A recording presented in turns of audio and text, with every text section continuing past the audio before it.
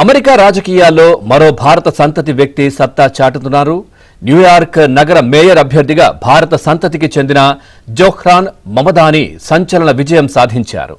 మాజీ governor Andrew కెమోను ఓడించి చరిత్ర సృష్టించారు.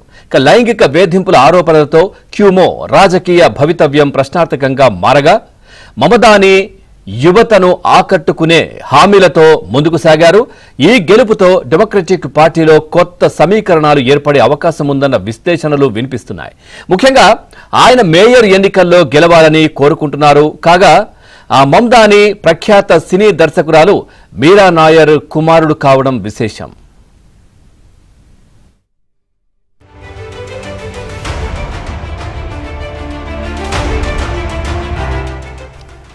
న్యూయార్క్ నగర మేయర్ అభ్యర్థిగా మమదాని విజయం సాధించడంతో మీరా నాయర్ పేరు ఇప్పుడు మరోసారి మార్మోగిపోతోంది.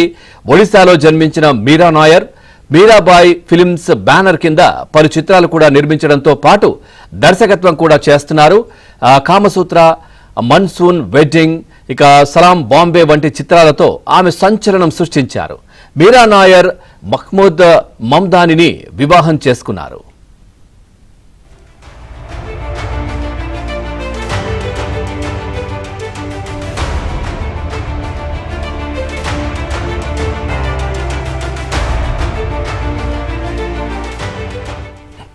మహమూద్ మమదాని ఉగాండాతో ప్రముఖ మార్క్సిస్ట్ పండితుడు.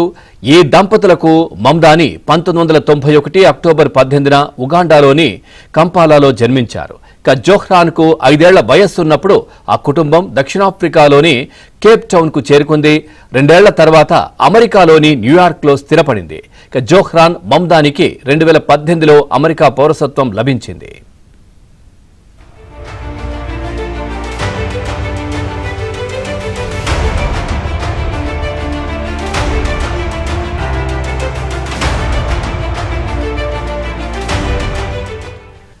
డెమోక్రటిక్ పార్టీ అభ్యర్థిగా మమదాని 2020, 2021, 2022, 2024లో న్యూయార్క్ స్టేట్ అసెంబ్లీకి ఎన్నికయ్యారు.